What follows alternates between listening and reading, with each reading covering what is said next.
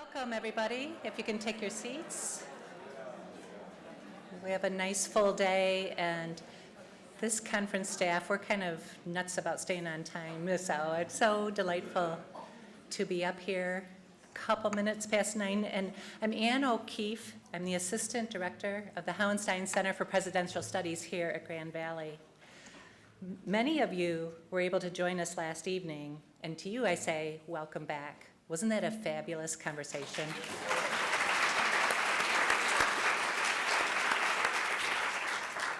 But to the rest of you, on behalf of our director, Gleaves Whitney, and the whole staff at the Hauenstein Center, I say welcome to Women in Leadership, first conference of U.S. Women Governors.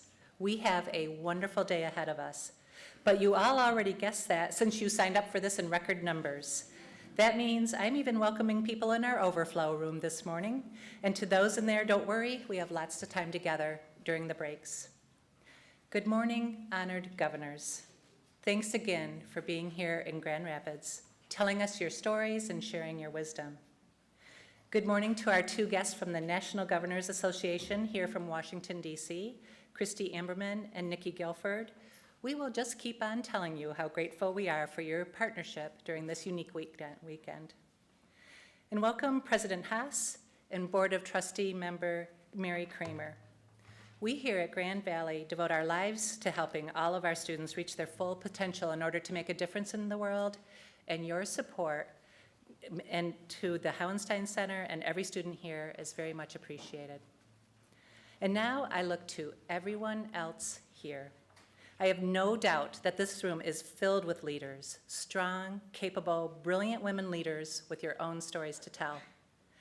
I'll repeat the goal of this Women in Leadership Conference as I stated it last night. Our hope is that every woman here will come away from today having learned enough about the challenges women face to be equipped and prepared, and having been inspired enough to do your own great things. We need you, we need all of you.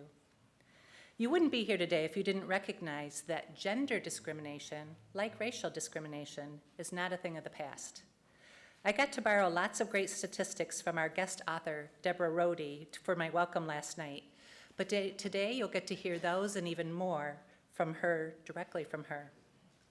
We do face challenges, sometimes outright abuse and scorn, but we won't spend the day complaining or being victims. We will learn and prepare. We won't let current politics and the noise from Washington, D.C. drown out productive, supportive, civil conversation here. We will learn together and connect, and we will leave here as better leaders. The mission of the Hauenstein Center is to help shape ethical and effective leaders for the 21st century. There are 70 students in our Cook Leadership Academy, and many of them will be with us today, especially this afternoon for our first Wheelhouse Talk of the year. To them and to every student, this is just one way we show you that the faculty and staff at Grand Valley are here for you. So keep on coming to things like this as you grow into an amazing adult following your own passion and gifts. For once upon a time, these women governors were just like you, unsure of who they would be or how they would make a difference. But they sure did, and we're very proud to host them here this weekend. It's now my pleasure to introduce Noreen Myers, a treasured member of the Grand Valley and Hauenstein Center community and a member of this conference's planning committee, to introduce Governor Granholm. Thank you for being here.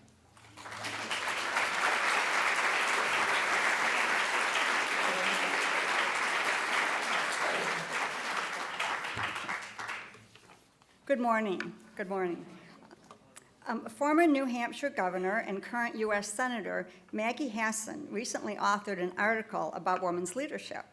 In this piece, she mentions a male colleague's experience with his two young daughters, who were at the time 8 and 11.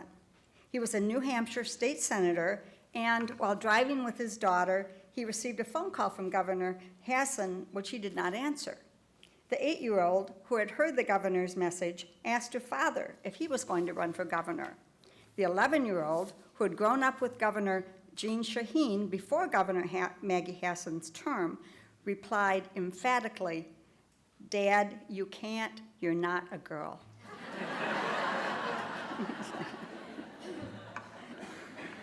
In Michigan, it took us 156 years before we elected a woman as governor, and our daughters have been fortunate to have Jennifer Granholm as a role model. Elected as our leader in 2002, she was reelected in 2006 with the largest number of votes ever cast for a governor in the state.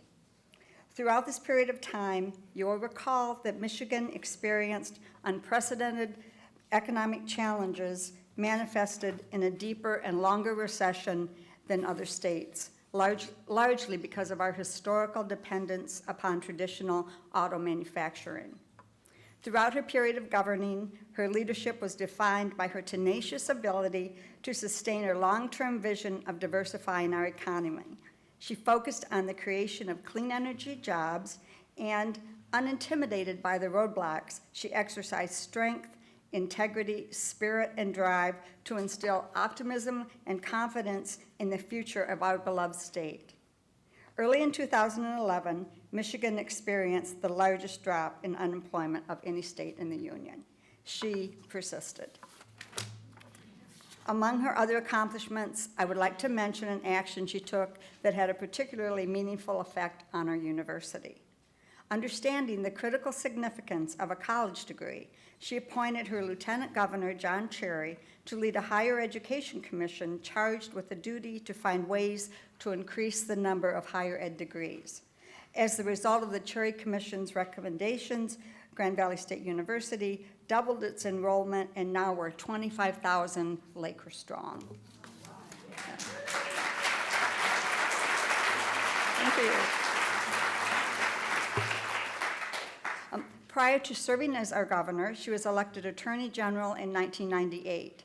After graduating from UC Berkeley, she attended Harvard Law School, and she has now returned to UC Berkeley, where she teaches law and public policy and functions as a senior research fellow at the Berkeley Energy and Climate Institute.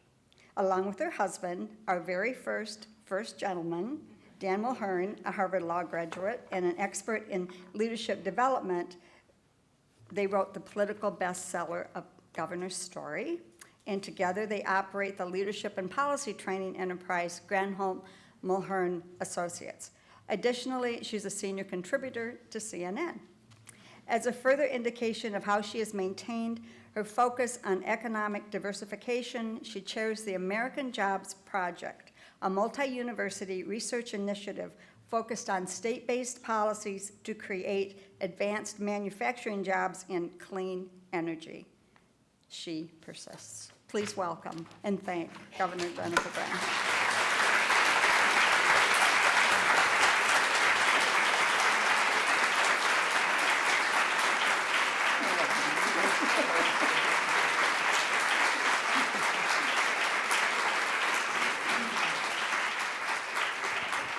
I love that, Noreen Myers. For those of you who are from Grand Rapids and know Noreen's leadership in getting women elected, she's the place to go if you want to run for office. And I have to give a shout out to Deb Havens. Where is Deb? Over here, because Deb and Noreen, this was Deb's sort of brainchild from 4 years ago, 5 years ago, a long time to be able to pull together these great women governors to be able to come here and talk about women's leadership. So bless your heart. Thank you, Deb. I'm so glad we made this happen. You made this happen. You made this happen. You made this happen. Thank you, Anne Merven, as well. And I wanted just to have a conversation with you because it's so, Dan and I are here and it's coming home. And even though, we have moved to California to be near my parents, so some of you are aware that my dad had a couple of strokes and we hadn't lived near them for almost 30 years, and so it was an opportunity to be near them during this fragile time. But Michigan is always home, so it is great to be back and to be warmly welcomed here in the DeVos, what is it, Center Hall, So there's some irony there for those of you who don't know.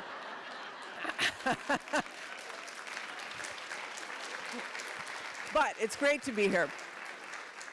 I have to acknowledge also, I know there are members of my team here as governor, and I'd love to have them stand because they work their eeks off. It's so great, you guys.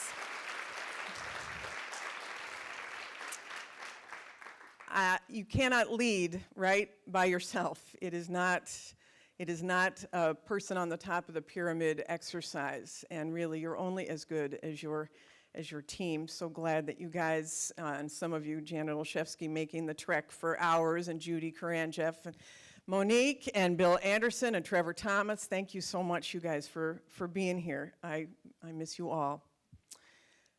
So I thought that it would be sort of interesting in a moment when we're talking about women's leadership to reflect a little bit on some of the advice that I got in running. But I have to say, I mean, Bev Perdue and Kathleen Blanco and I served at the same time as governors. And when we came in, there were 8 women governors in the country.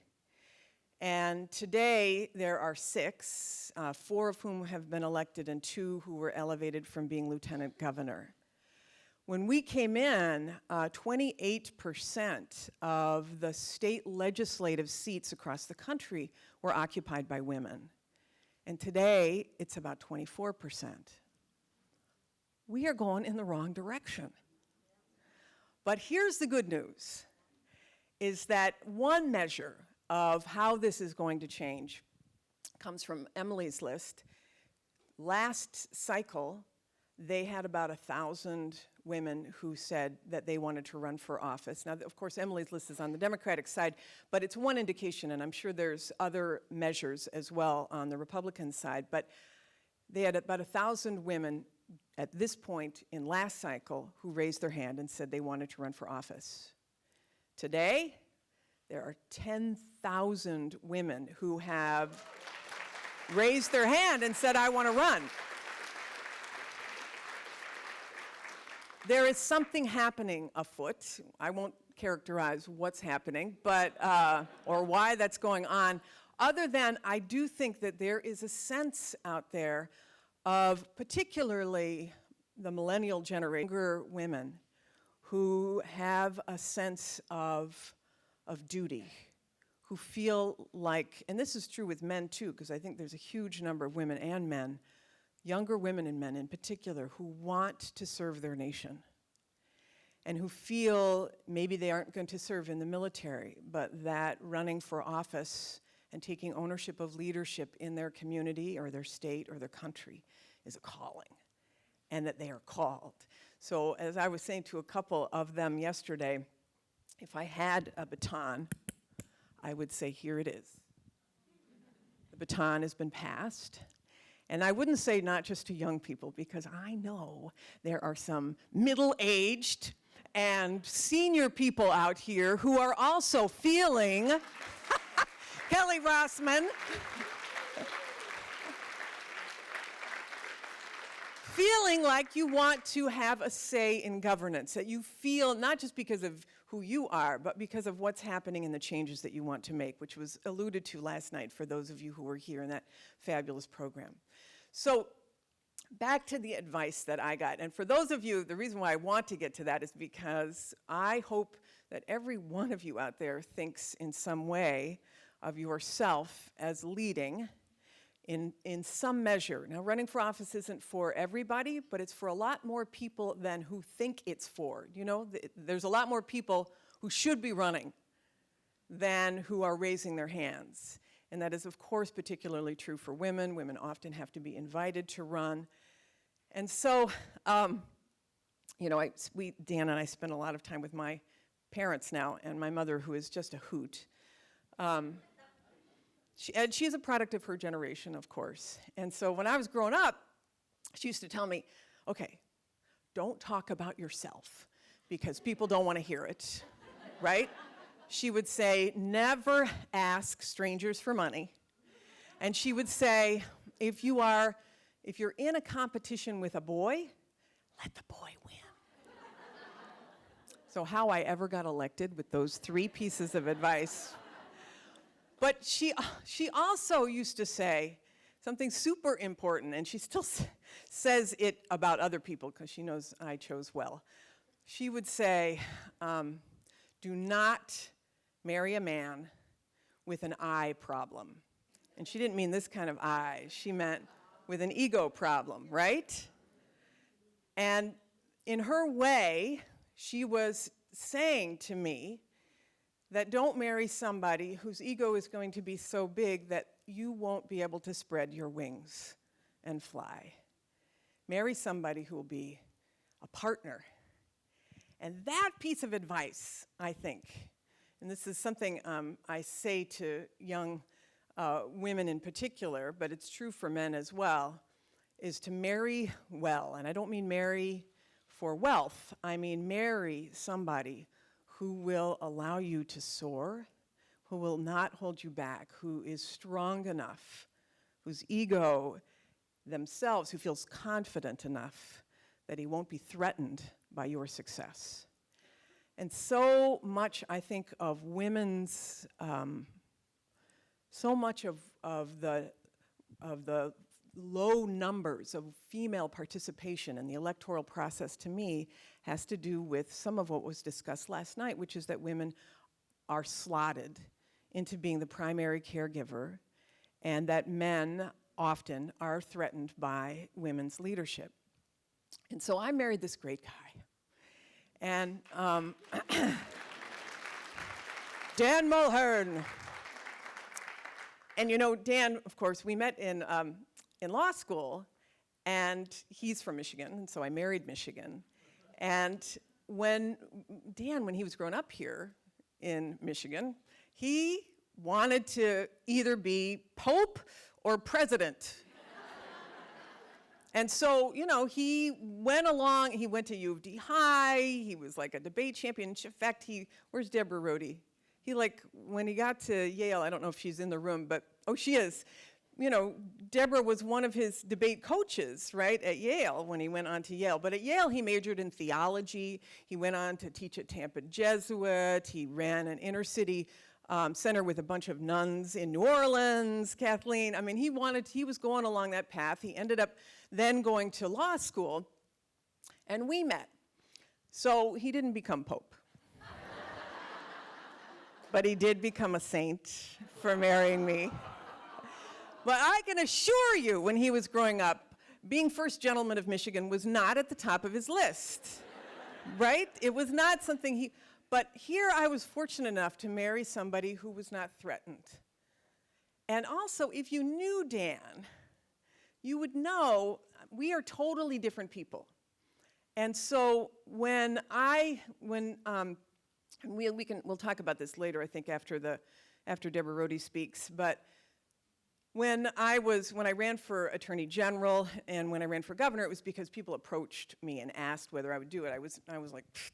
In fact, when we were doing marriage prep, the priest asked us, we were talking about what we were going to do, and Dan was saying, oh, I'm going to go back to Michigan. I might, run for governor or run for senator or something like that. And I was like, yeah. And the priest was like, well, what if the party comes to Jennifer and asks if she wants to run? And I'm like, pfft. That is not going to happen. And Dan, to his credit, said if she wanted to do that, I would support her 1,000%. And if you knew us, I was starting to say, you'd know that we're totally different people in terms of our inclinations. And if you've ever done like a Myers-Briggs test or something like that, some of you know what I'm talking about. It characterizes what your tendencies are. And I like to make lists. I like to get things done. I check them off. I'm like, chick, chick, chick, chick, chick.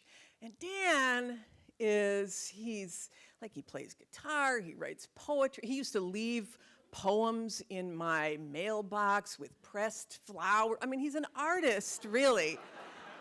And he's soulful and deep, he was a jock and all of that. I mean, he's totally, but he really sees depth, and I'm like moving constantly. if you put our characteristics side by side and wanted to choose, without putting a name on it or a face on it, wanted to choose somebody to raise your children, you would pick him in a minute. He could stare for hours at a baby. In fact, we do this, in your family you do these little games. One of the games we do is, what would your superpower be if you had a superpower? Dan's superpower would be if he walked into a room and a parent was holding a baby, that the baby would float to him. With the parent's permission, of course. So I was so fortunate to marry somebody who was willing to take on the responsibility of being primary parent. And truly, our kids are so much better for that. But also, I wish for women, I wish for everybody that we could be not selecting, but people would choose to be the primary parent in a couple based upon tendencies, qualifications, essentially, rather than upon one's plumbing. And in fact, the LGBT community is fortunate in that sense because decisions are not made based upon who's the woman or who's the man. It's about who is best equipped to be the primary parent. So I say all of that to say, for those of you who are running and are young and haven't chosen a partner yet, haven't been able to, I hope you find somebody who allows you to soar like I did. And I think that once we are in a space where we allow people to grow with their competencies rather than their plumbing, then I think we will see a lot more women who raise their hands and decide to run. So my mother's advice still sticks. Don't choose somebody with an eye problem. The second piece of advice comes from my dad. Now, my dad is this total sweetheart he's a stoic Swede. He's a gentle soul. His strokes have made him very emotional, which never happened before, but it's so utterly sweet. And I've never heard my father raise his voice. I've never heard my father utter a swear word. And he would say to me when we were growing up, never do anything that you wouldn't want to read about on the front page of the New York Times. And his whole focus was on integrity. And that is it's a deep thing because it's also about what you bring to an organization. I'm so glad these great team members of ours are here because, if you have a culture, and Governor Swift, where are you? I know that you're in the back, because we were talking about this last night at dinner. The culture you create inside of an organization really dictates, of course, how your organization's going to go. And integrity is such an important piece of things. I don't think Governor Whitman is still here, but I was thinking about this as she was speaking last night. Governor Christie and the whole Bridgegate thing, can you imagine anything like that ever happening? Because we just all agreed that we were going to operate with integrity. And I don't want to toot our horn, but it's true for any organization that you have to operate with integrity. And so, the lessons that you learn along the way, I remember I was a law clerk at a law firm in New York City when I was in law school. And it's called Townley and Updike. It was a mid-sized law firm. And I was just a summer clerk, so I was doing the grunt work. And I would get in early, and I'd be Xeroxing the cases that the partner wanted. And I was at the copy machine one morning, and I feel a tap on my shoulder, and I turn around, and his partner, his name was Dick Cullen, and he's a guy who actually went to U of D High. And he says to me, "Do you mind if I slip in and make a copy?" And I said, "Partner, of course, go." And he makes his copy, and then he reaches into his pocket and he puts a nickel on the machine. And I said, "Do you have to pay for your copies? You're a partner. Why would you pay for your?" And he said, "If you learn one thing in life, I hope you learn this, young lass." He says, "Do not cheat in things small or large, because if you cheat in small things, you are apt to cheat in larger things. the coin on the copier has been a story that Dan and I have really tried to internalize, and I hope that if you are running for office or considering, or a young person, that you too will have your stories of integrity and honor, and know that you will be in a position to create culture within your organization. And there is nothing more important than having integrity, because you can never get it back. The third piece of advice I got, which I think is really important, is, I mean, there's so many pieces, but I'm conscious of time, is from, I'll say this, Jerome Marks. Jerome Marks was my body guy. So when you're governor, you've got somebody who is with you to make sure that you're on schedule. They've got the book, right? They may drive you, or they're always making sure that you're on time. And Jerome would always make sure that there was time in the schedule for me to be able to go into the back of events like this, where there might be a dinner or whatever, to make sure that I saw and met the wait staff and the janitors and the security guards and the people who were not seen. And he would say to me, Governor, as long as I am with you, I am going to make sure that we breathe oxygen into your soul, because you cannot lead them if you do not see them. And the folks who were unseen are really the real people, right? And so there is this expression from South Africa that actually Dan taught me after he came back from a trip to South Africa. And it is a greeting, and it's called sawubona, not called, but you say sawubona is the greeting. And the greeting means, sawubona means, I see you. And the response is sikona, which means, I am here. That notion of seeing people really is about authentically understanding the people that you are leading. And I want to say a word about this authenticity piece for anybody who is contemplating leading in some way. And I apologize to my team who have heard this story a million times, and for anybody who is, I know we have somebody from Greenville in the audience. Is there anybody from, who else? We want you to run for office. But I want to tell the story about Greenville because it goes to this notion of seeing people. And for me, this was such a defining moment in my life. It still haunts me to this day. And so in my first year in office, we had a series of crises. Benton Harbor, remember for those of you who were here, we had the civil disturbance in Benton Harbor. We had the blackout, if any of you remember. And we also had the crisis associated with the tail end of the recession. George Bush was president. We were coming out of a recession. I was just elected.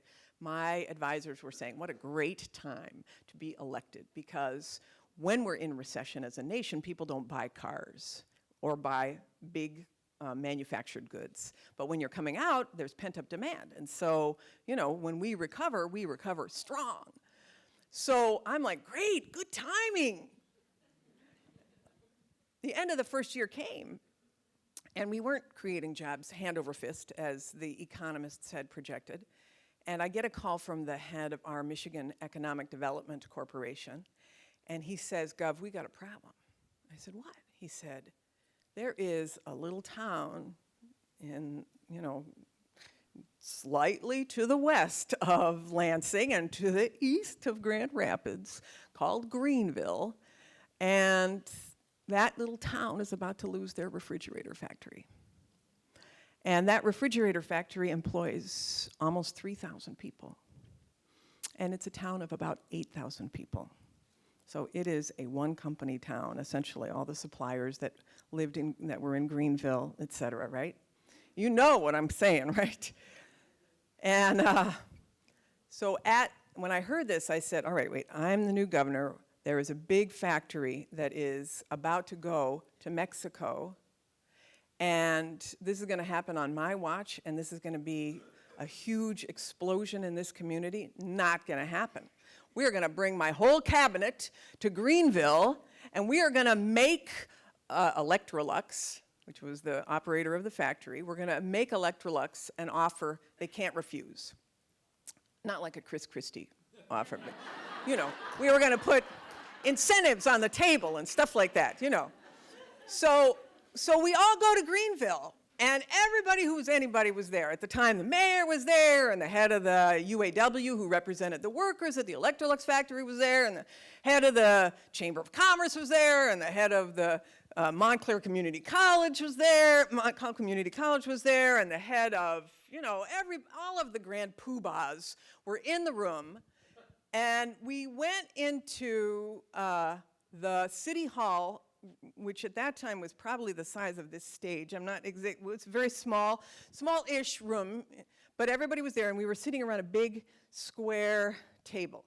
And we all basically put our incentives on the table in front of Electrolux. Like, you know, we said we would, you know, give them 20 years of not paying taxes, and we would help to build them a new factory, and we'd retrain the workers. And the UAW offered so much in incentives that they didn't even want anyone to know how much they were willing to offer, because they just wanted to keep their jobs. And so Electrolux, it was like we emptied our pockets of chips and slid our big pile of chips across the table to the management of Electrolux. And Electrolux takes it wasn't a pile really, it was a metaphor, but anyway, they take our list of incentives and they go outside the room for 17 minutes.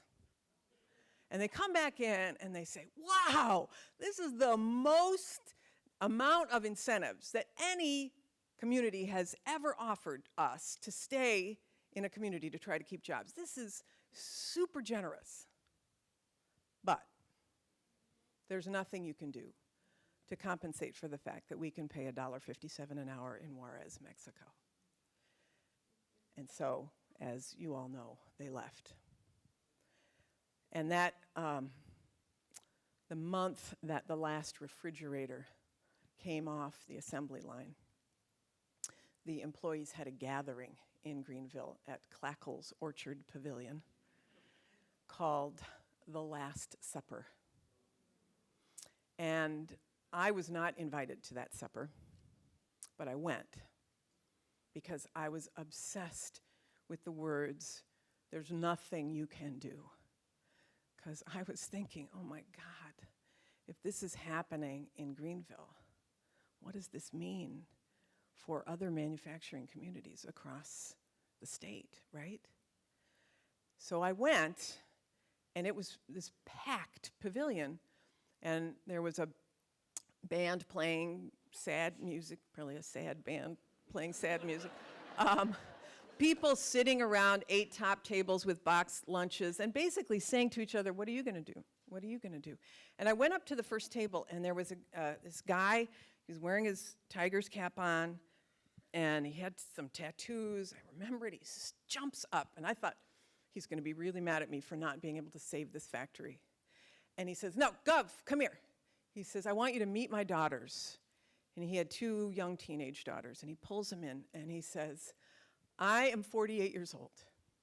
I've worked at this factory for 30 years. My father worked at this factory. My grandfather worked at this factory.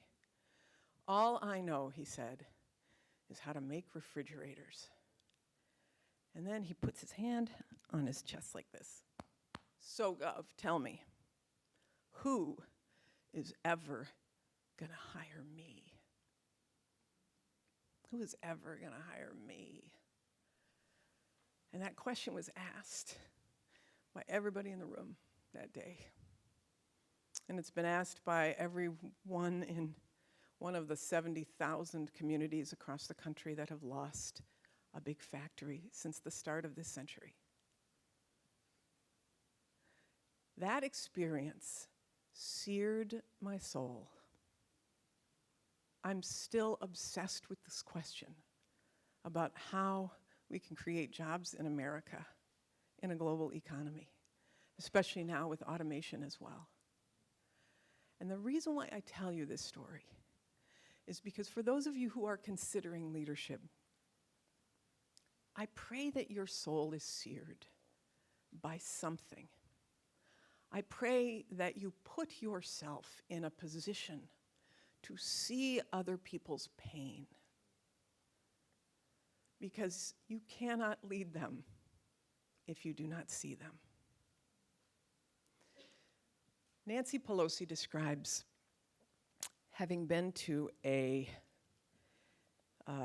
bishop in South Africa and visited this bishop. And on the wall of the bishop's office is a prayer. And the prayer said, "When at last I stand before the face of God, God will say to me, 'Show me your wounds.' And if I have no wounds, no scars, God will say, 'Was there nothing worth fighting for?'" May you all bear the scars at the end of your life from battles that you have fought on behalf of other people, on behalf of people who are not seen. May you be in a position to see and feel their pain. Marianne Williamson, who is a great author and pastor, basically says that your playing small does not serve the world. I say this to women in particular because we are taught to not talk about ourselves, to sit in the back row, our nature is to be collaborative and not to be the first to raise our hands. But your playing small does not serve the world. You were born to make manifest the glory of God. It is not just in some of us, it is in everyone. And as you let your light shine, you unconsciously give other people permission to do the same. May you all bear some great scars from great battles. I have been a warrior here. I'm going to continue to be a warrior. And may you all be warriors for something other than yourself. God bless you all.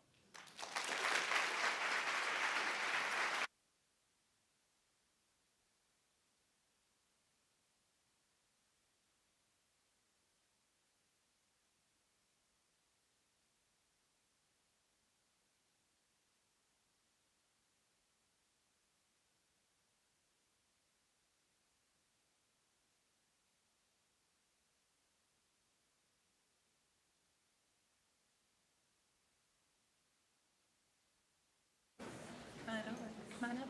This will just take us a minute to welcome our next people to the stage. Please come on up.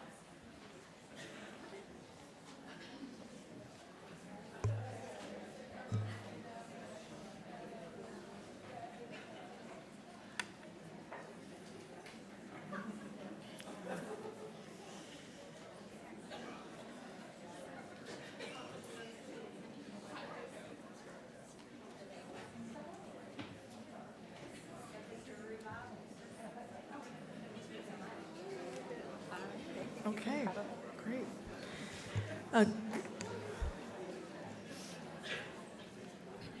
Good morning.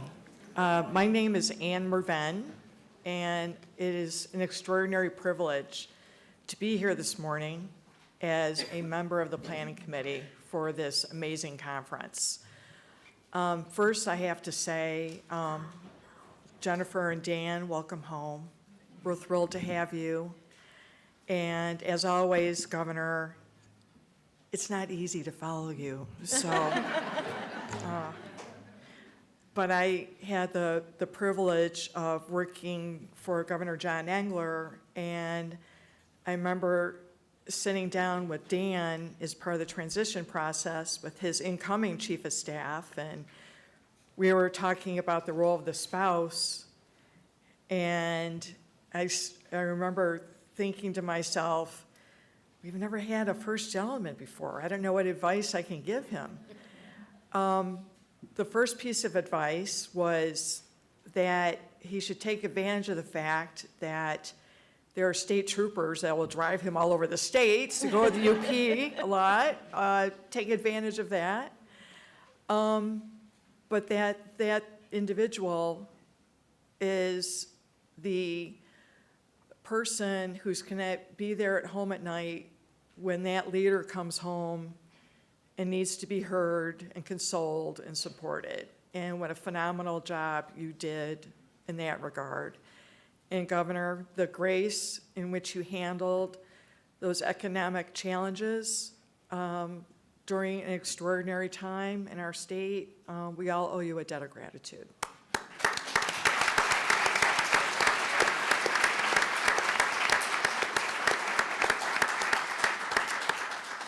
So it's my distinct pleasure to welcome this distinguished panel. And first, I want to thank Deb Havens, once again, who I've referred to as our spiritual leader of this forum. Her passion for women's leadership has brought us all here today. So thank you, Deb, very, very much.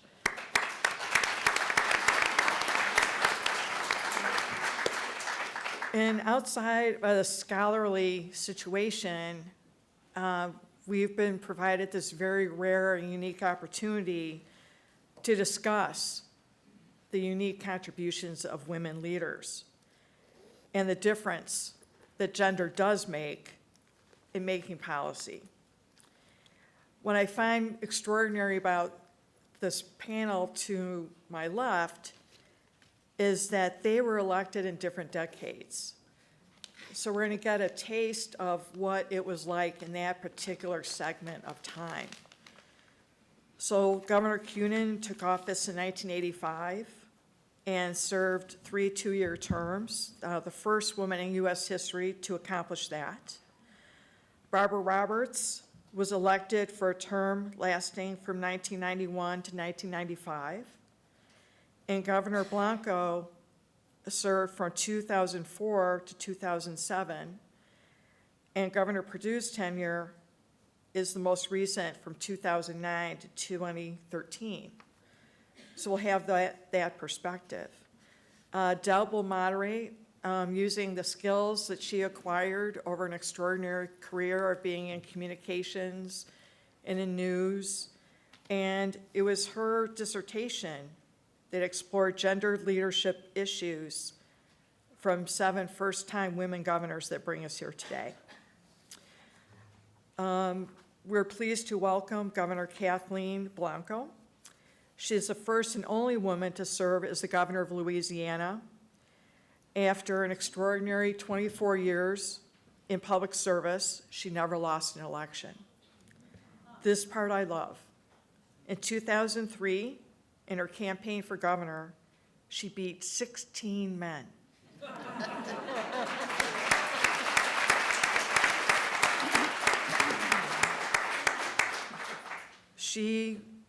We're watching hurricanes rampant in our country and across the Caribbean. She had to take on that extraordinary role with dealing with Hurricanes Katrina and Rita, which devastated coastal Louisiana. She helped secure over $29 billion from Washington for Louisiana's recovery effort. And I think that she set the standard for gubernatorial leadership dealing with those incredible natural disasters. So thank you, Governor, for what you've done.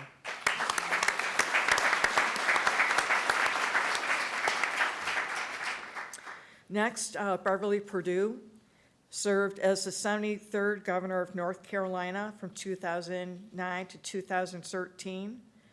She started her career in the North Carolina House of Representatives, served 5 terms in the North Carolina Senate, and was the lieutenant governor. She's earned a PhD in Education Administration from the University of Florida. Governor, welcome. Thank you for being here. Governor Kunin was the first woman governor of Vermont and the first woman in the U.S. to serve those 3 terms as governor. She served as a state legislator and a lieutenant governor. She also had a remarkable journey as a public servant in the federal government, serving as Deputy Secretary of the U.S. Department of Education and the Ambassador to Switzerland in the Clinton administration. She is currently a Marsh Professor at the University of Vermont and a commentator on Vermont Public Radio. She is the founder and board member of the Global Institute for Sustainable Communities, which is focused on climate change and civil society. She is a graduate of the University of Massachusetts, Columbia University School of Journalism, and received an MA degree in English Literature from the University of Vermont. She was a fellow at the Kennedy School of Government and at the Radcliffe Institute for Advanced Studies at Harvard, and a member of the American Academy of Arts and Sciences. Truly, and now she's an author. And her recent book was published by Chelsea Green, is The New Feminist Agenda, Defining the Next Revolution for Women, Work, and Family. Thank you, Governor, for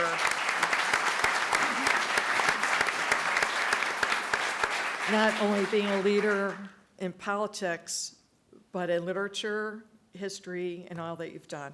Thank you. Barbara Roberts was elected governor of Oregon in November 1990, becoming not only the first governor of her state, but also one of the first 10 female governors in the nation. During her 4-year term, Governor Roberts was recognized as a strong advocate for environmental management, human and civil rights, and creative workforce development.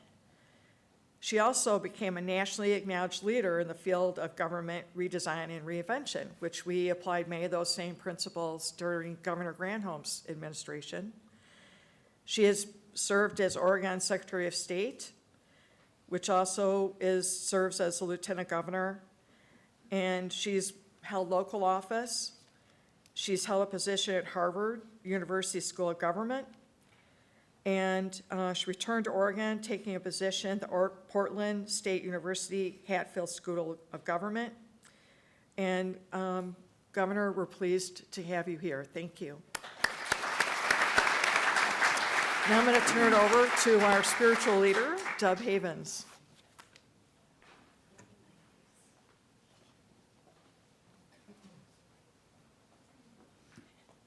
Thank you, Anne.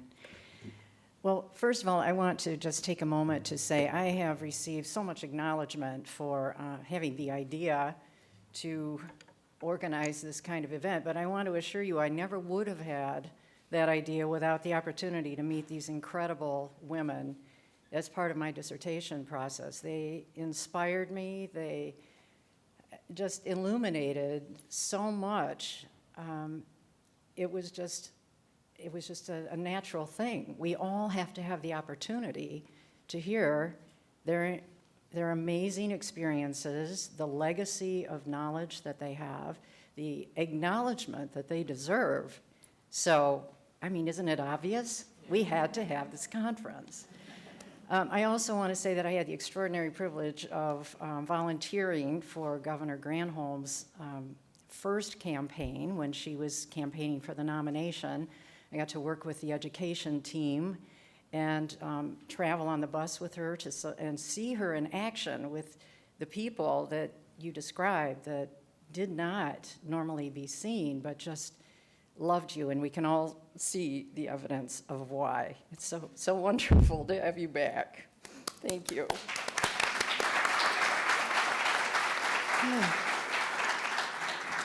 And I also wanted to take a moment to acknowledge your wisdom in advising about the kind of man you marry. My husband is here today, just an extraordinary man. So fortunate to have you in my life, Dave. And of course, the principal inspiration for my leadership has been my mother, who was a very accomplished educator for 30-some years in the Rockford School District, teaching, leading as a principal, also serving as a head of special education for the district while she was serving as principal. They had to hire 2 people to replace her when she retired. We've heard that story. And my sister, who has equally been inspired by our mother and has achieved her own amazing successes in her career as a nurse for some near 40 years and moved up all sorts of almost impossible steps through a ladder that has now made us partners in projects that we work on together. So my family is awesome, and I'm sure you are all very proud and happy to come from your families. So we're all in a good space today. So I want to begin by saying, it's been about 240 years since we've been a nation. Only 39 women have served as governors in that time, in only 28 out of the 50 states. Of those 39 women, only 26 have been elected to the state's office. And the first one to be elected was 1974, Ella Grasso in the state of Connecticut. So think of that. Thousands of men have been our leaders, and as Jennifer has said, and I think our speakers last night, you can't do much worse to have women assume leadership roles. And there have been some great guys, let's not forget them either, but it is high time. And so the women that we are honoring and learning from today are truly extraordinary. Outside of the scholarly studies, it's rare to find the discussion that we're going to have today. It's just an amazing, unique opportunity. So I think we should just get started here. We're going to start with the rarity of women governors. That's the obvious thing. Research has shown women often underestimate their own qualifications for office. You never think of running until someone asks you.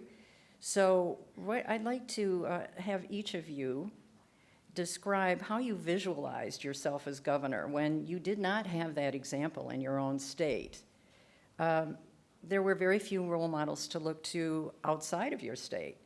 So how did you face your own resistance or any resistance that may have been put in your way by your party or other people that you had to encounter in your process? So let's start with you, Governor Blanco. Well, my transition began long before I became governor.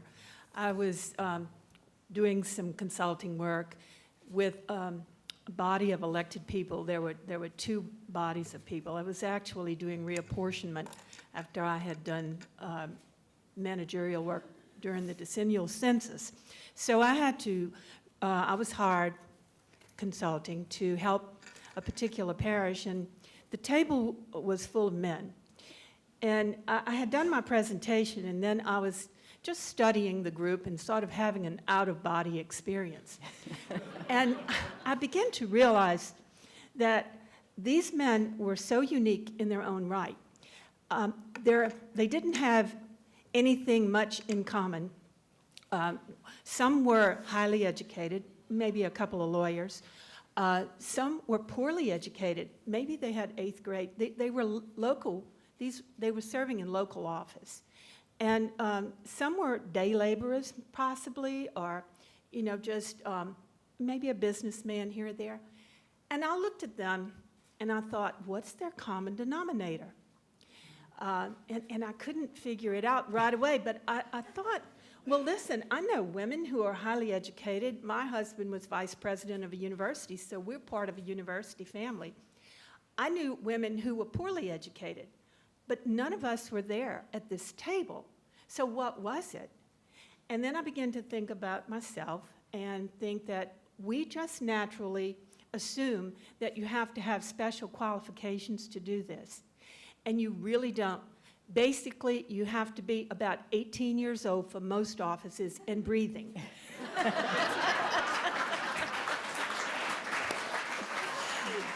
So I thought about it more in my out-of-body experience as I went through this process, and I began to realize that it was that thing about not believing that we had the right qualifications. And there are no real qualifications. The only thing that people will judge us by is whatever we present as our life has unfolded that we think is interesting for them to consider as compared to another person or people who may be running against us. But I would tell you that I thought about the fact that we build fences around our lives, and those are safe spaces for us to live in. So we raise our children, we build a life, and some of these corrals that we build are tiny for some people. Some are bigger. They live bigger lives. And I was living a pretty big life, but maybe not as big as it should have been. And it suddenly occurred to me that if I could build a fence, and I certainly had, then I could build a gate. And when I built that gate in my head, it led me out into the world in new and different ways, and it led me into the gates of the governor's mansion eventually. Oh, wonderful.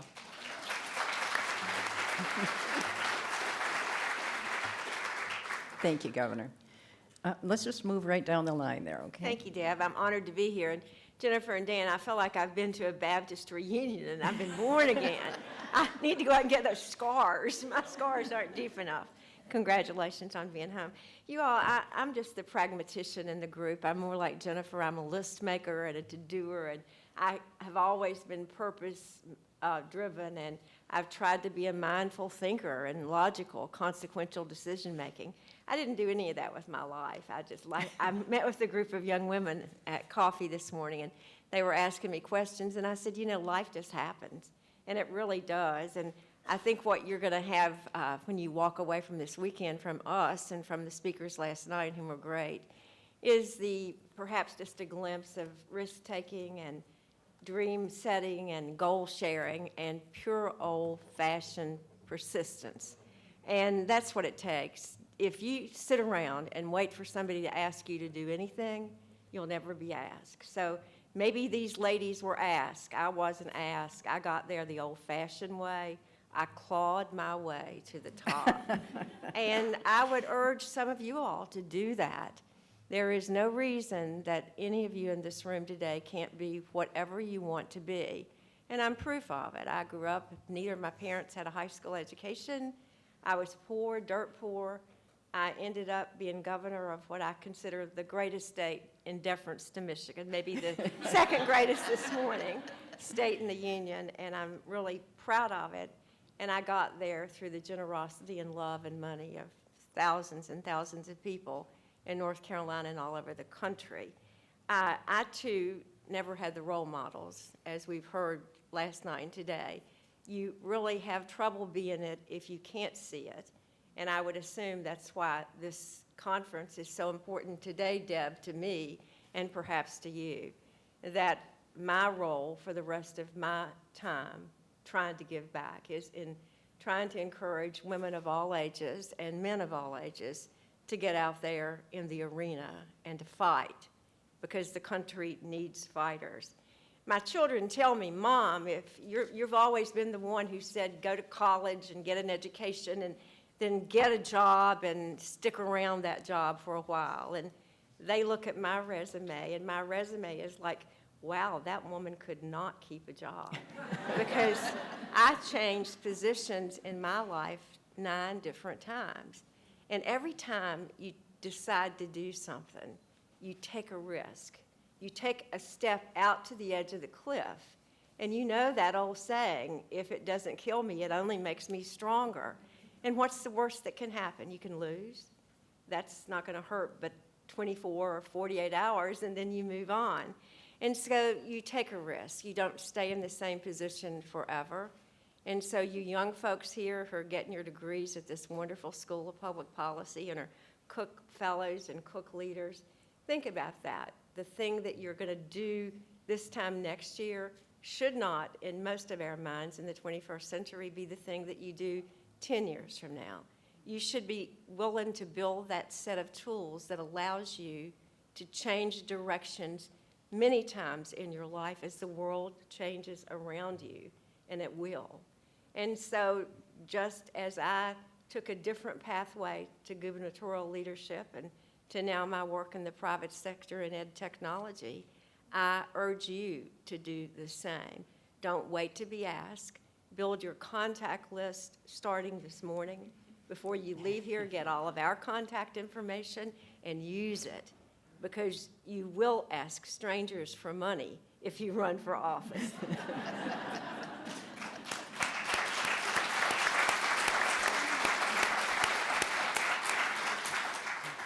Very true. Well, first of all, I'd like to thank all the people and groups who brought us together.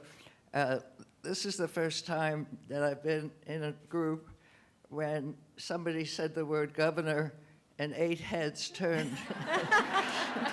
So it's, it's a lonely job in some ways, and it's kind of nice to meet sisters who've been through the same mill, had the same great lives, and the same hurdles to overcome.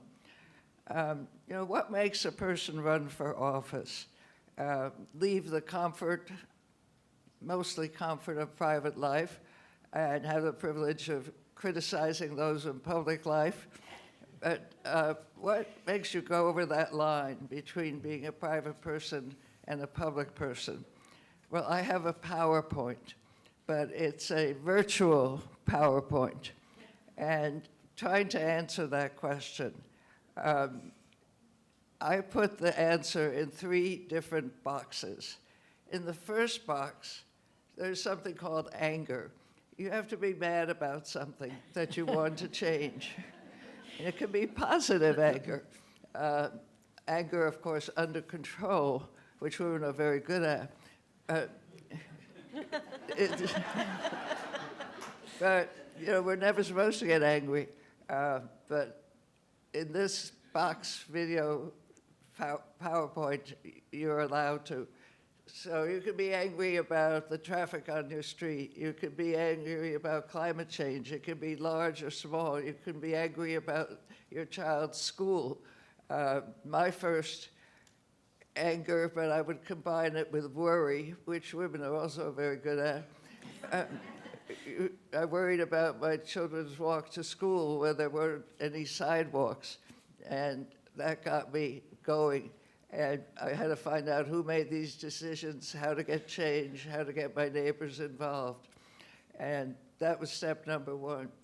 The next step, the next box, is imagination.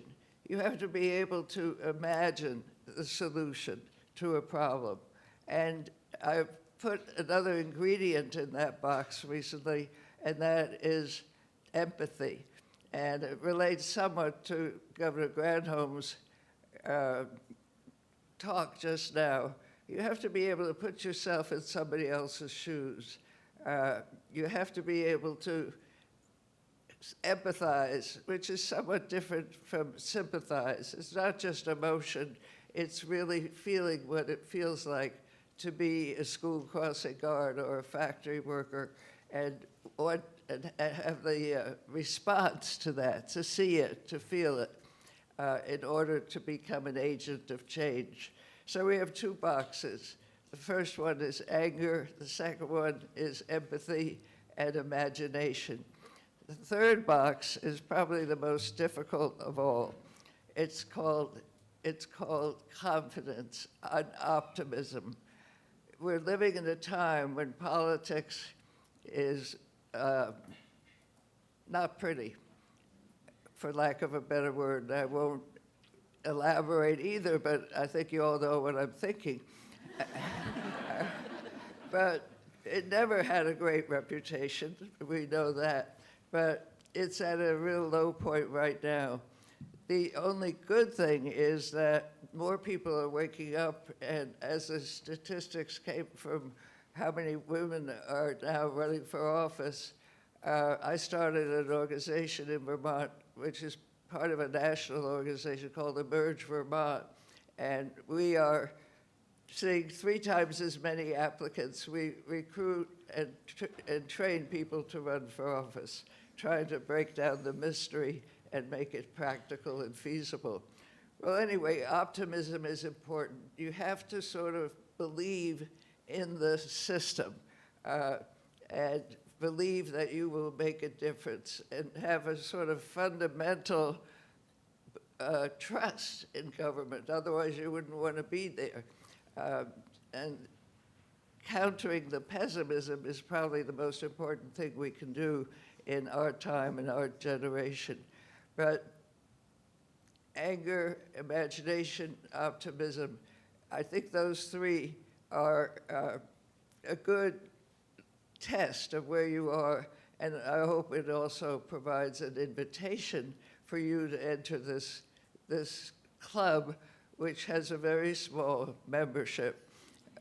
We're here to hope to expand that membership and invite you to join us.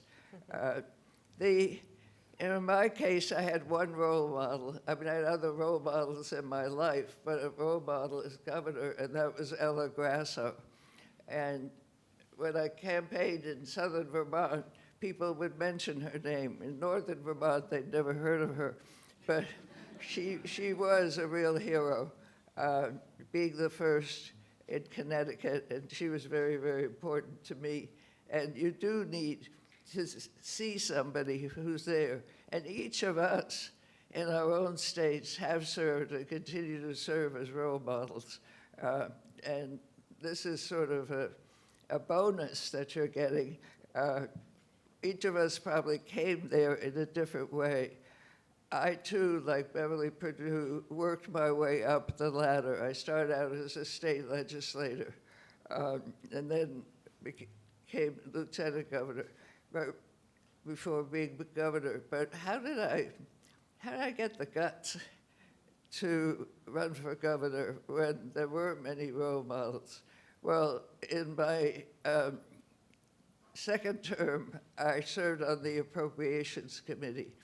In my third term, I chaired the Appropriations Committee, the first woman and the first Democrat.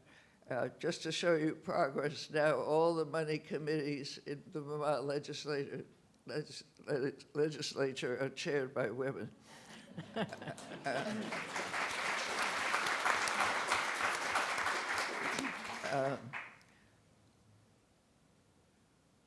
As chair of the Appropriations Committee, I prepared the budget. The governor hands the legislature a budget. The legislature does what it wants. You know, when I was a legislator, I was pretty upset with the changes the legislature made. How could they do this to me? Then when I became governor, I looked at the legislature and said, how could you do this to me? But actually, when the governor changed my budget, I got very upset. Not only did he change it, he decried it, he blasted it. But being lieutenant governor is a job with little power, but status, and you can be a permanent understudy as you sit quietly at the podium when he speaks and you speak, and you say to yourself, I could do that. and that is exactly what happened. Even with a budget, I said, I'm right, you're wrong, I know more about this than you do. And it's that kind of uppity attitude that gives you confidence. And this is the biggest thing, is to have the belief that you can do it. You know, men do that so easily. They transfer knowledge and experience from one field to another, even if they have no experience. No names mentioned. And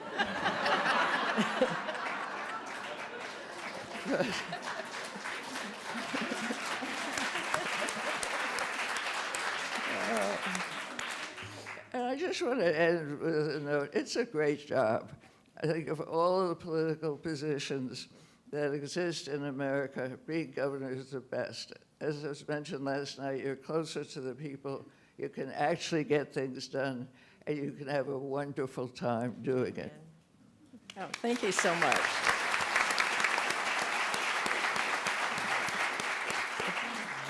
Governor Roberts. Well, I'm going to steal Madeleine Kunin's wonderful box for just a minute about anger. I got started in the political arena because my first husband ran away with my best friend, B-grade movie stuff, left me with 2 children, one who was autistic, so I had 2 sons, 1 disabled, and then he didn't pay his child support. That's enough anger to make you do almost anything.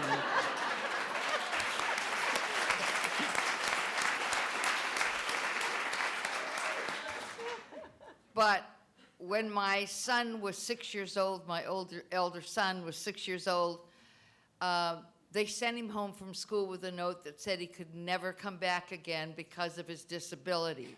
There were no laws, federal or state, that protected my son, and I had a 6-year-old who was not going to be educated at all. So I struggled. I looked for a hero, I looked for somebody to take on my cause, and when I couldn't find a hero, I decided I would be my own hero. And I went, thank you. And so I was working full-time. My boss gave me every Friday off. I went down to the legislature and lobbied a bill through the Oregon legislature that gave special education rights to children with emotional disabilities. It was the first law in the nation that did that, and I did it.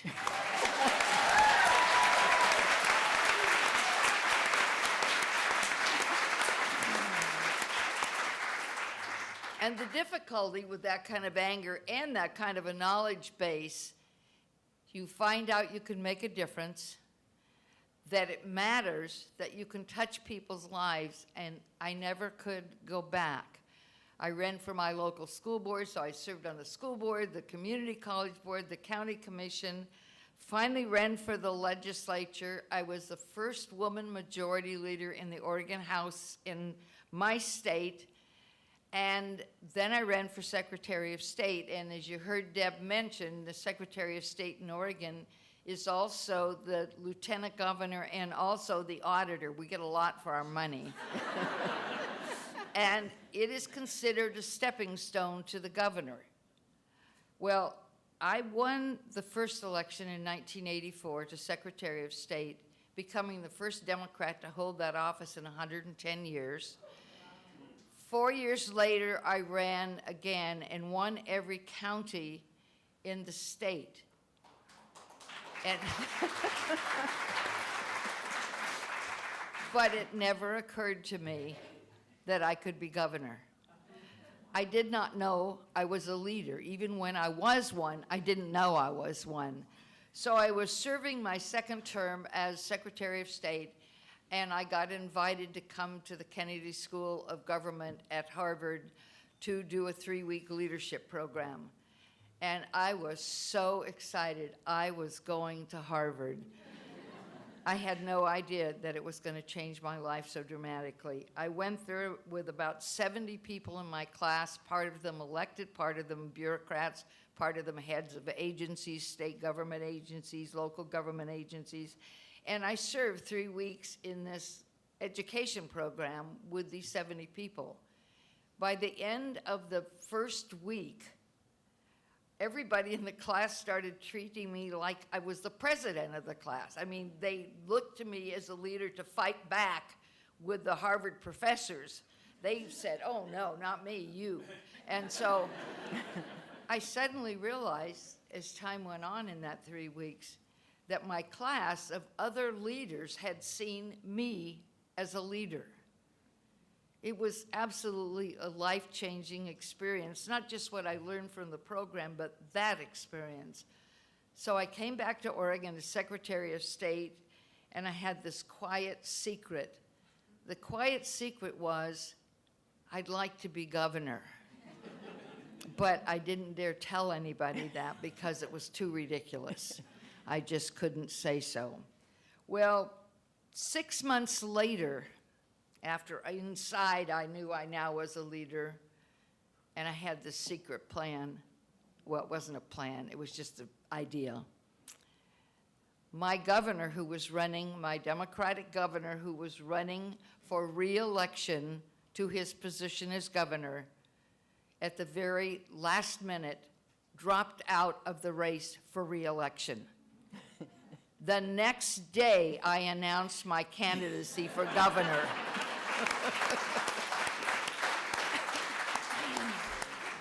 I never would have had the courage or the self-confidence to do that before I took that, went through that program at Harvard. It was just amazing. Everybody thought I was nuts. Nobody thought I could win.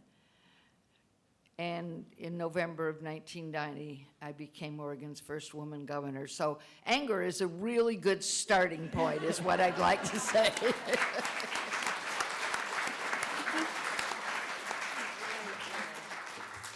You know, hearing these amazing stories of qualification and achievement, and you think, okay, if these fabulous women announce that they're going to run for office, you would think the media would fall backwards in awe and amazement, right? However, we know that dealing with the media, reporters from newspapers and broadcast outlets have been notoriously biased in their coverage of women running for office, especially when it comes to personal questions about your dress, your hair, your family, your children. So I'd like you to share some of your more memorable encounters with the press, and it'll be interesting to see if there have been any significant differences in that over the decades. So let's start with you, Governor Roberts. We'll just change it up a little bit. Okay. Well, interestingly enough, and I have no real explanation for it, the media really did not come after my clothing, my hair, my pants, my husband, anything. They just basically left that all alone. The strongest criticism I got, and this was a big surprise to me, were letters from women. They criticized my long fingernails. They criticized my hair every time I changed my hairstyle. I was afraid to get new glasses, afraid to get new hair. And it was, they said, well, she wears these lovely suits, but they're in really bright colors. Did anybody ever tell her about gray and navy? It got to be a joke. After I was governor, I used to say, you know, women governors do not have dangly earrings. They do not have red nail polish, and they have no cleavage. But in spite of the press not sort of attacking me in that usual way that I had seen them attack others, there was a story in the state's largest newspaper about maybe 9 months after I was elected, and the reporter referred to my sudden rise to power. Sudden rise to power. Now I was the governor. Well, let me quickly describe that sudden rise. Some of it you just heard. I'd been on probably 25 leadership boards for nonprofits. I had been a community activist, a women's activist, a Democratic Party activist. I had, as you know, had a successful legislative experience about my son.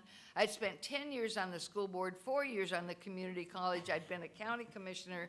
I'd been a legislator. I'd been majority leader. And I'd been Secretary of State for 6 years. It felt like a damn long time to me.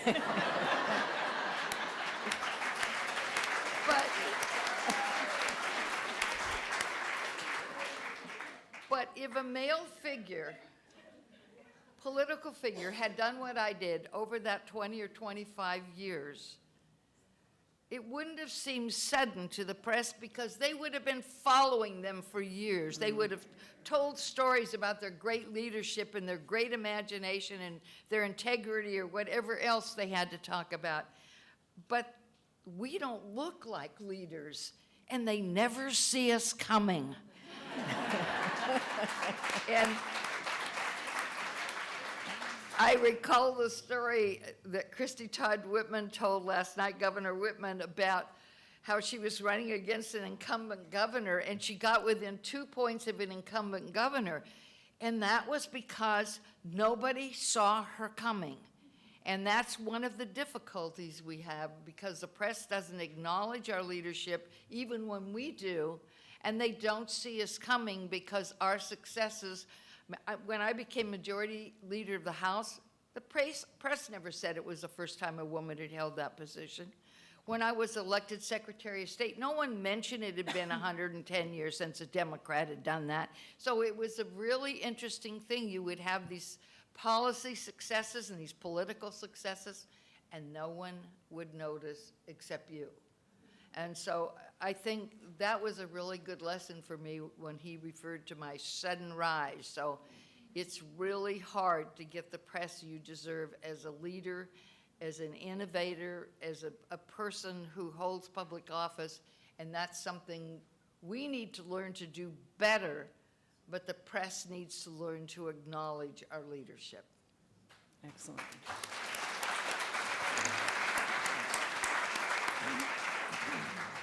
Governor Kunin. I think all of us at this table can tell war stories, whether, I'll just tell one. It's too tempting.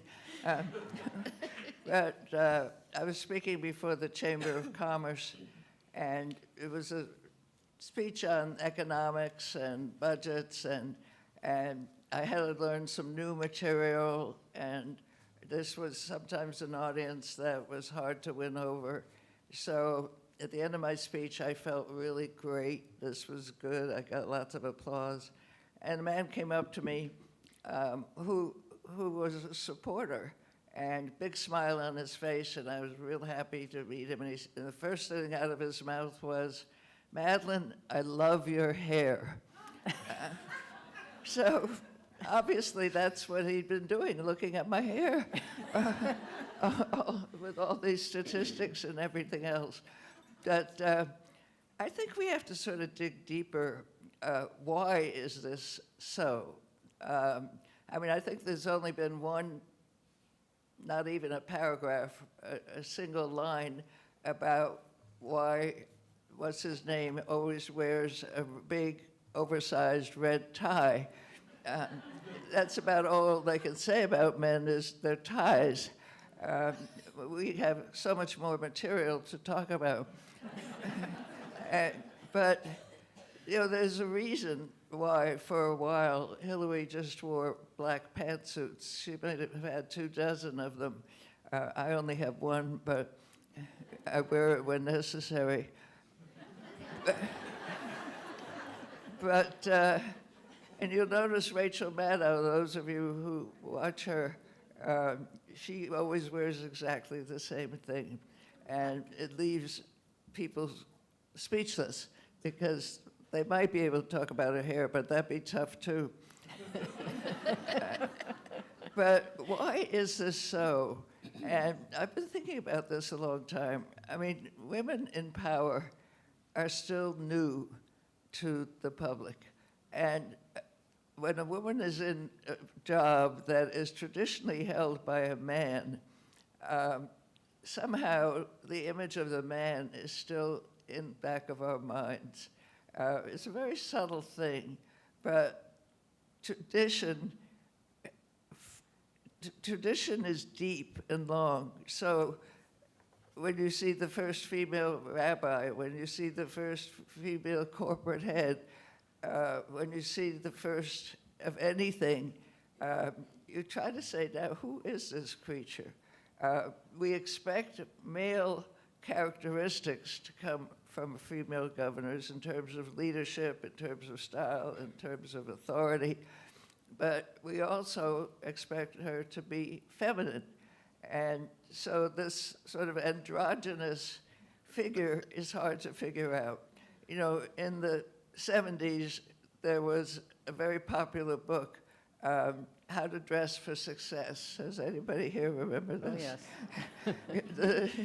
And it became the Bible for aspiring women. And you, navy blue suit, white blouse, sensible shoes, not like Ivanka, but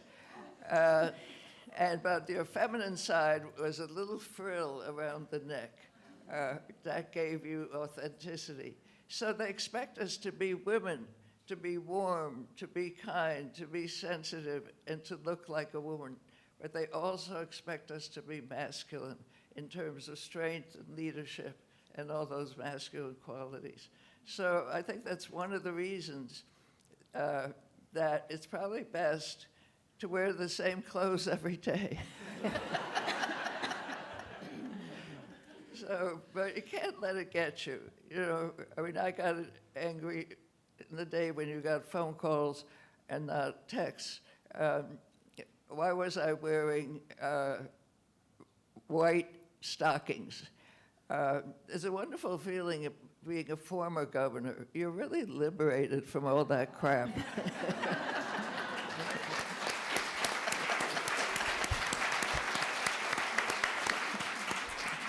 Thank you. You don't need to hear anything else. So, I'm an old history teacher, literally old now. But if you recall your history, when Franklin Delano Roosevelt was president, the staff around him and his political advisors spent a lot of time and energy distracting Americans about his disability. And in fact, about 92% of the people in the country had no idea when they voted for him the first time that he actually was in a chair. And that's indicative, I think, of the media and how the media is. Barbara said the press has to learn how to report fairly. They're not going to learn. It's the 21st century. If anything, the press is going to become more and more distasteful because of their need to compete. It's a business, you all. They want to sell ads on the internet. They want to make money. It's the bottom line. And with that comes the sensationalism and the vitriolicness of their writing. So I think for those of us in the arena, we just have to get used to it. I'm a little person. I'm short, and even to this day, when I'm anywhere where people know me or are meeting me the first time, and that's about any time I get on an airplane, somebody will recognize me, and they will say, God, you are so much smaller than you look on television. And I never realize if they think I've dieted or if I've shrunk myself. I don't know, but it is those things that happen, and you just have to grin and bear it. The things that I've learned is that you never get on a platform. This is just practical advice. Because I am so short, I refuse to debate anybody ever unless I had the cherry box to stand on. That put me at the same height as them. Practical things that you have to do to take care of yourself. I refused to let them put me on a stool where if I were in a skirt, there was no way I could keep my skirt down. And I knew somebody was going to write about my fat legs. So, I mean, what do? You take care of yourself, and then you let your body person do that. I just got over worrying about my makeup and hair. It will never please anybody. You just have to please yourself. And I did switch to almost all black. I learned that early on when Senator Clinton ran the first time. The colored suits and the beautiful clothes and the effort that we all go to look nice, it really doesn't matter. I put on a black suit and a black T-shirt, and it was easier for me in the morning, and nobody could much criticize it because everybody has something black. I think from my perspective, when I ran the first time back in this little tiny rural county in eastern North Carolina, a woman had never run. And again, I told you before, I didn't wait to be asked. I just did it because, as Governor Kunin said, I was angry about something. And so I ran, and I thought I was as good as smart as they were, so I could probably make a difference. Wasn't sure. Had never been to the legislature when I ran for the legislature.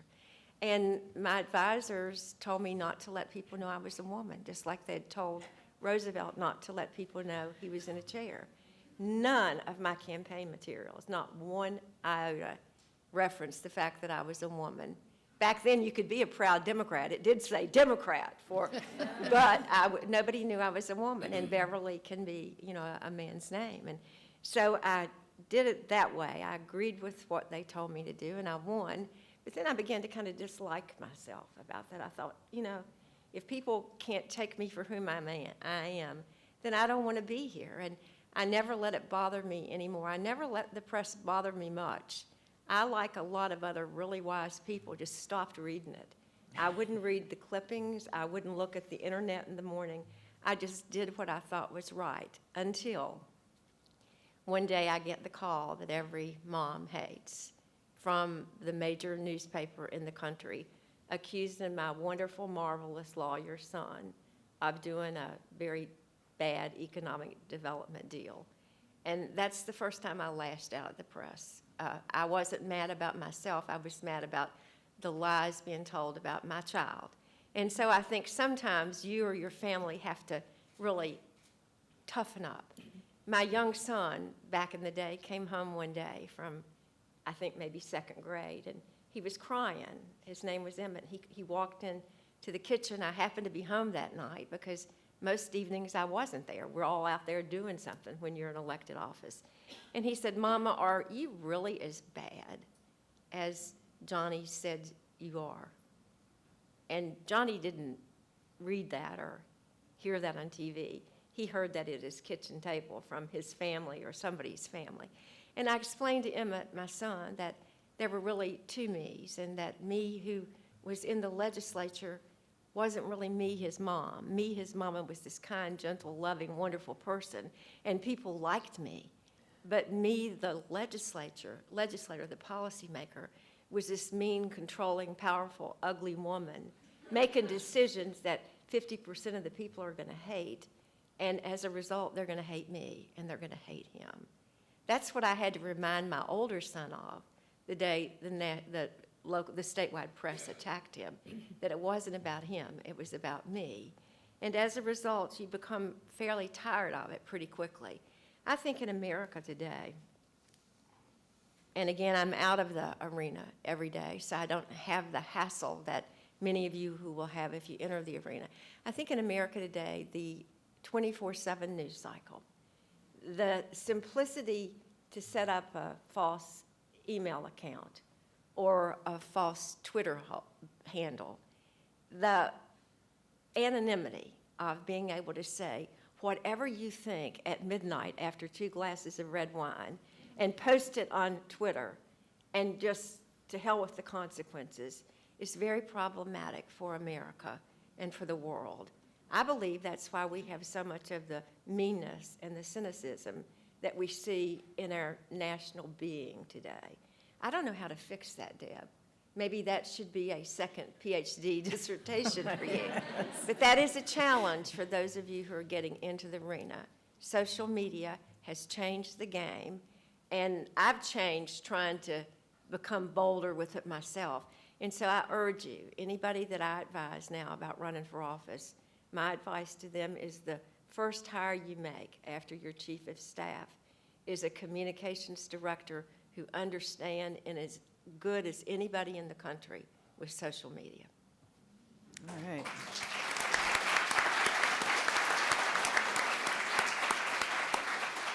Governor Blanco. Well, I think we've heard from all of these wonderful governors that it was a progression that led to the governor's office for most of us.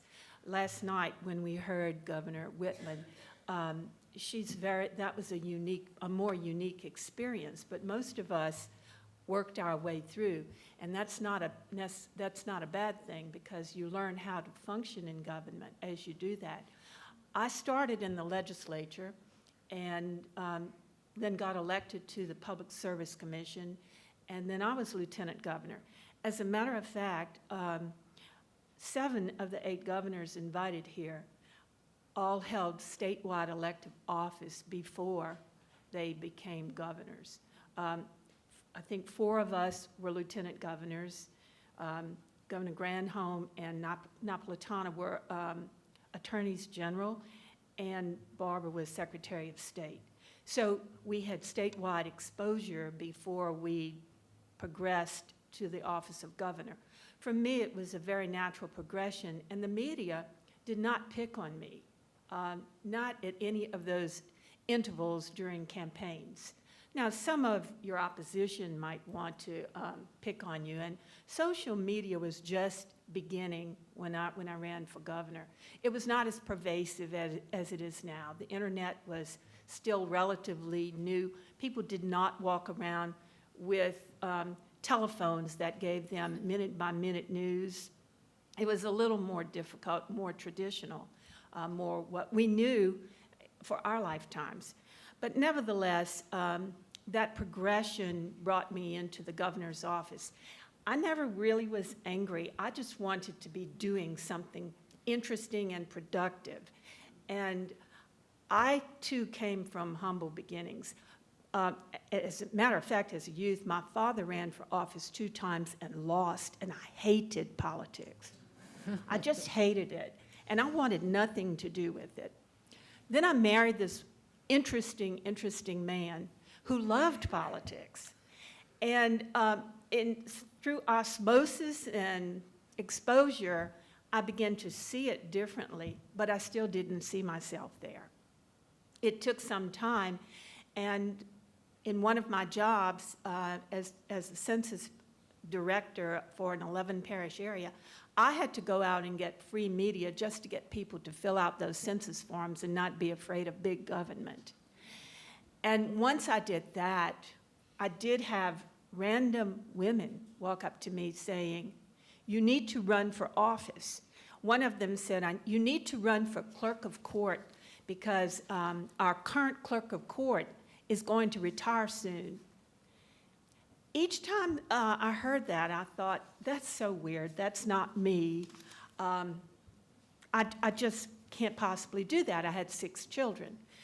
But when I finished with the Census Bureau work, it was an interesting, I have to back up and tell you that I'd started out as a school teacher, but there was a rule that in those days, and this is really telling my age, that if you got pregnant, you could not stay in the classroom once you began to show. Oh, wow. I got pregnant in my first year in the classroom and was afraid to confess and quit because I just wanted to stay as long as I could. And luckily, I carried my first child very compactly and didn't have to confess for a while. And but finally, I did. Ultimately, I had 6 children, and I never went back because that was just too much confessing and quitting. So I was an at-home mother for 16 years and just put my career on hold while I had all these children and just was mom to everybody, including the neighborhood children. And, and my car was always packed before seat belts. We had lots of extra kids in our Suburbans, and I never drove anything else but a Suburban. But when I decided to break out, we needed more money. My husband was a college educator, and we needed more money to provide for these children. And then I got this census job, and I got this exposure and these encouraging words from a couple of women, but it didn't take hold until I began to, after I finished my job, that census job, look for something productive to do. And I told my husband, I've learned some things about myself. I worked too hard to go make somebody else rich. So I would either start my own business or I would do public service. And I explored both avenues, and the State Farm agent in my town had never hired any woman or African American and had been ordered to do so before he hired another white male. And I was right in that channel. I'd passed all the tests, and I was meeting with him regularly until all of a sudden it got really cold. And I had to tell him I was going to camp on the door to talk to him, and he finally told me that the reason that he wasn't keeping me in the chain was because I had too many children and the job was too hard, and I was going to lose my husband, my marriage was going to fail, and he didn't want to be responsible for that. And I said, I have 6 more reasons than most people to be successful, and you're making a big mistake. I left and ran for the legislature.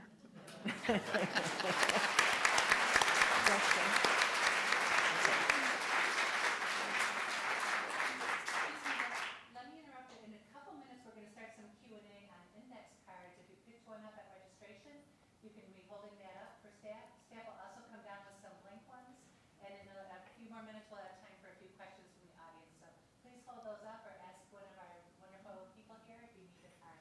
Thank you. Thank you. We have about 15 more minutes here, so one of the last questions I will have time to ask you.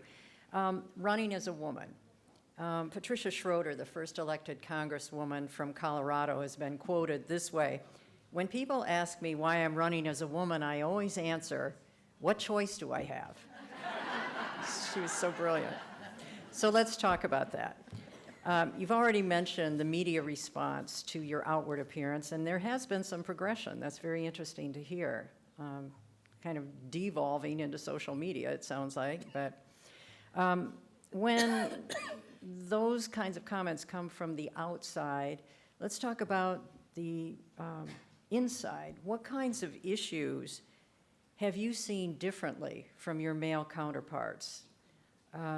Some of your unique experiences as women, how have they influenced your feelings about controversial issues such as social conflict, racial conflicts, income inequality, reproductive justice? Anything you want to dip your toe into there? Let's see, who would like to start that? Okay, Governor Kunin. Well, I think you have different priorities to some degree. I would say 90 to 95% of the time, I governed like the male governors before me. I mean, you have to take seriously the issues of public safety, of finance. Those don't have a gender twist to them. But I do think things like childcare, as a legislature, why do I have trouble with that word? As a legislator, I strongly, that was my first bill on the floor of the House, was to increase funding for childcare.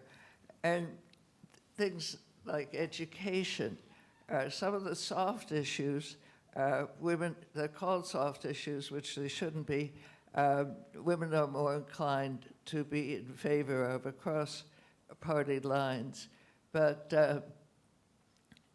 why does this happen? Because we've lived these lives, because we're probably in the position we're in because we had a good babysitter, we had a good child care center, if we had children. And so you just naturally go in these directions. The first health care bill in Vermont was called by the cozy name of Dr. Dinosaur. And Dr. Dinosaur, I think, was the first child's health care bill and for pregnant women in the country. Very strong supporter. Actually, we started it in my administration. So you bring all your life experiences into the political process. You know, if you were a victim of sexual abuse, that would be your major priority. For Barbara Roberts, obviously, education and fair treatment for handicapped children, either emotional or physical. So because we've led these lives, we have a deeper understanding of them. I mean, for many men, you know, the size of a trout. This was the Fish and Wildlife Committee. They had a deep argument whether you had to throw back the 6-inch trout. Well, we had deep arguments how much money you should have for childcare or for education, because they're in our DNA. So that's why it is so important for women to be in public life, because childcare may be an asterisk at the bottom of the list in a male-dominated environment.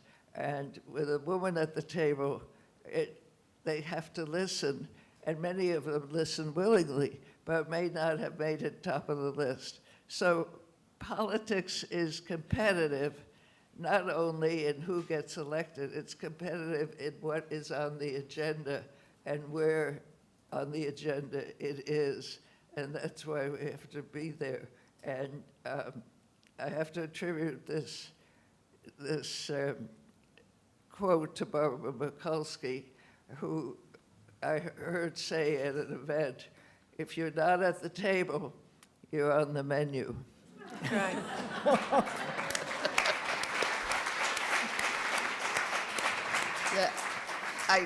Yeah, Governor Perdue, oh, I'm sorry. Okay. The decisions at the table look differently. I so admire Governor Kunin. Her books, her life is a testimony to leadership and integrity. What Governor Granholm said about her administration having just absolutely commitment, 100% commitment to ethics, she didn't mention, but I can say it for her because I know her well. Her administration, as mine and these others, were very diverse and inclusive. And in my perspective, that is absolutely essential to any kind of leadership, that your team has to look like the people you serve. And so you have to have all kinds of people, and men and women, and the diversity at that table making decisions, because the outcomes look different when all interests are reflected in the discussion. The thing that I learned in the Senate is that there were only 3 women in the North Carolina Senate when I was Appropriations Chair. And because I had the checkbook, the boys, the good old boys, had to be at least discreet in their dislikes. So the testosterone in some of the meetings would drive you nuts if you were the only woman at the table. The yelling and the screaming and the cussing and the smoking would just drive you nuts. And after a while, you just put your fists down and you interrupt and you say, "Come on, let's come to a decision." And then I learned the truth about decision-making in a 99% male body. There is no such word as collaboration. Everybody wants the credit. And I believe with all my heart that that's why the world, the country, might be better with a woman at the helm. Because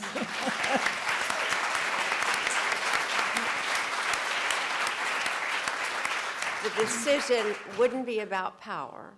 The big decisions wouldn't be about who can bomb whom faster. The big decisions would be about the people, the outcome, and a collaborative, mutual environment of trust. So I, for one, am just praying to be able to raise money in the South for one of you women who will be the first woman president.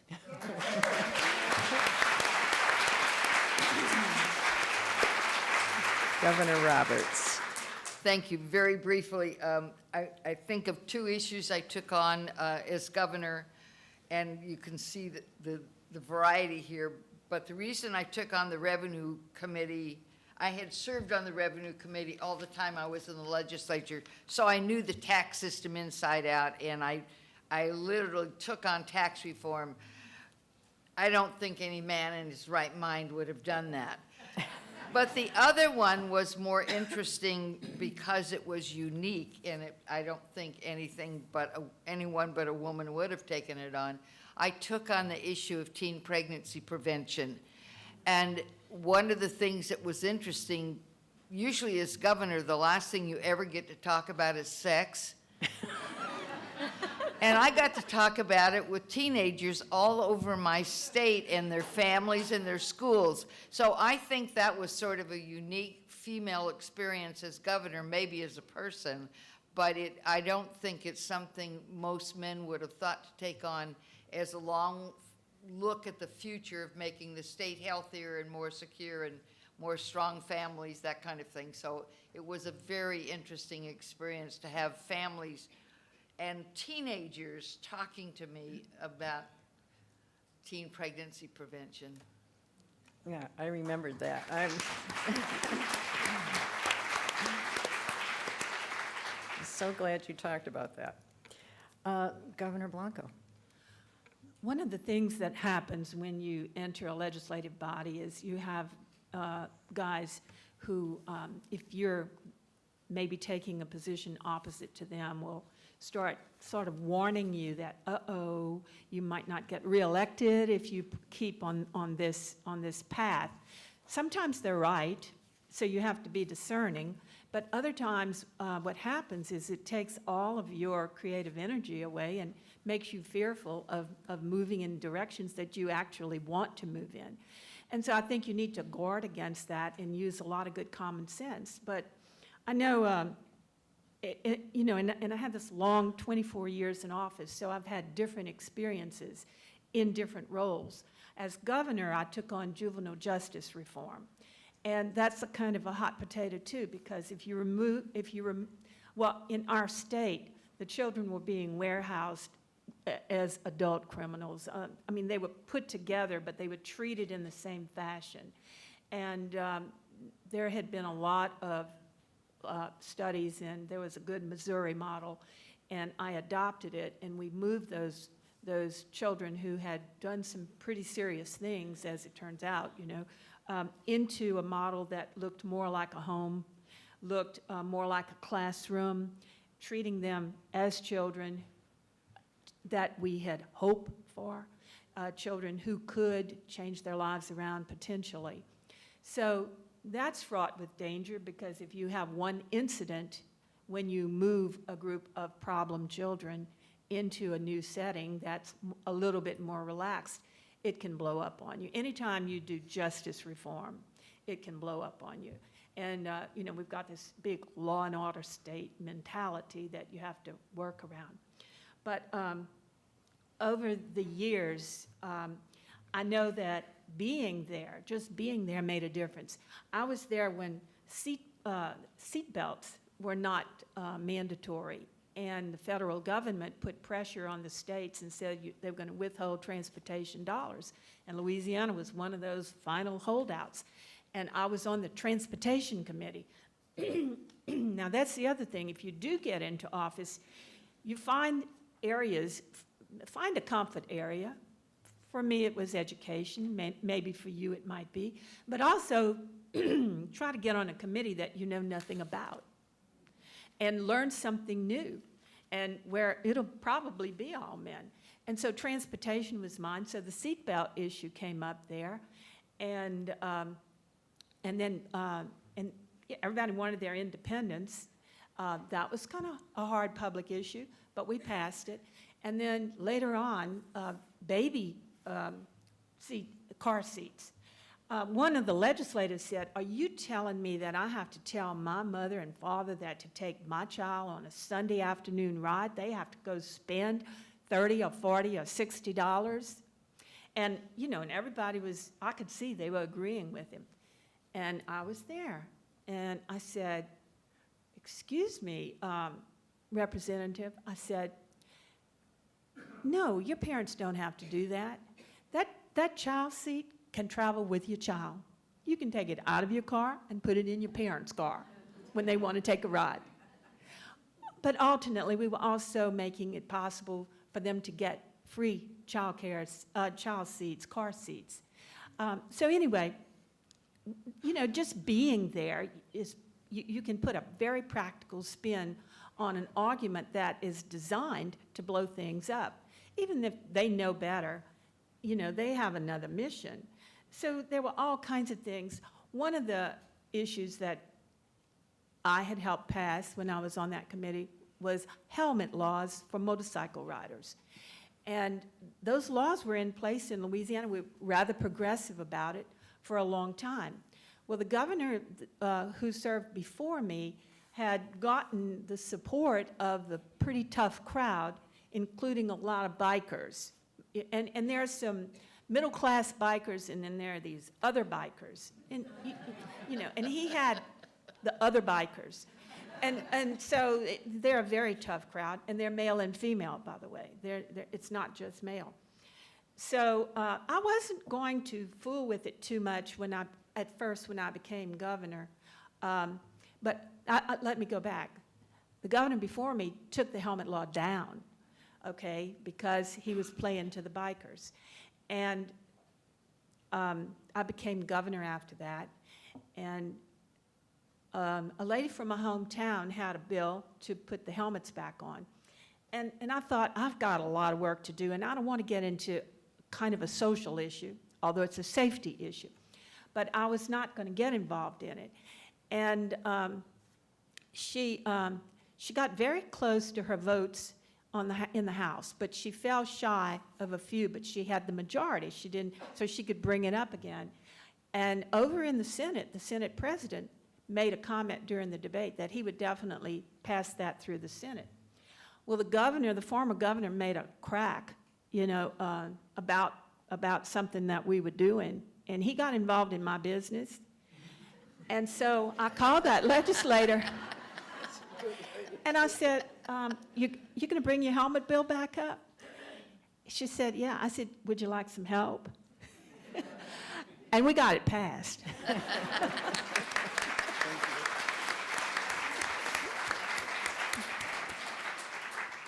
Okay, governors, we have about 3 minutes, so I'm going to ask you to answer in one sentence. What advice do you have for young women seeking mentors in developing their leadership careers? Can you do it in one sentence? Who wants to start?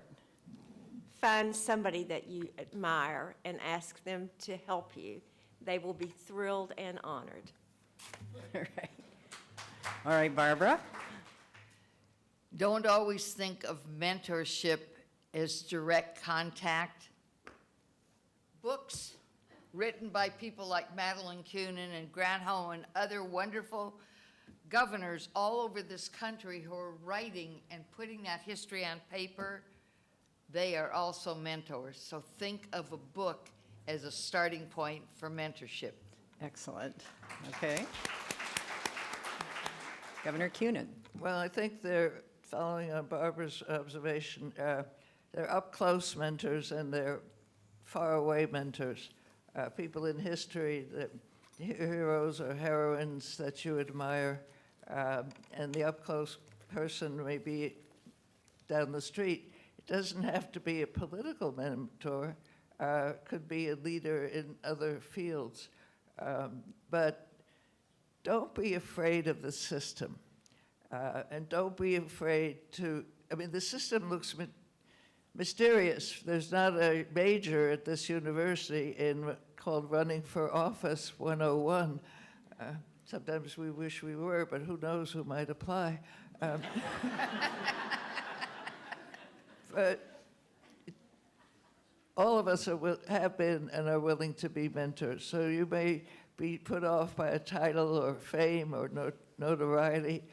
Ask and make the contact, because you'll find a very friendly response almost all the time.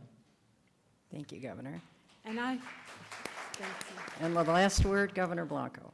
I don't think you need just one mentor. As a matter of fact, if you want to know something about a particular subject area, go to the person that is the most prominent person in that area. And for each subject, grill them, ask them, call them. They will talk to you.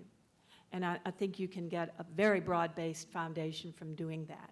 And have someone close to you. Jennifer has Dan. I have a husband who's just terrific and unique, and that helps a lot to keep us grounded. Excellent. Well, I just want to wind this up once again by speaking of the great privilege that it has been for me and a great honor to have this position here, to be able to address questions to you on this forum. And again, to thank the Hauenstein Center, Gleaves Whitney, and Ann O'Keefe, and my planning team colleagues, Ann Mervin, Karen Zivy, and Noreen Myers, who have been wonderful to work with. Thank you all for coming, and we have much more coming throughout the day. So I will see you around, and once again, a huge hand for all of these officers.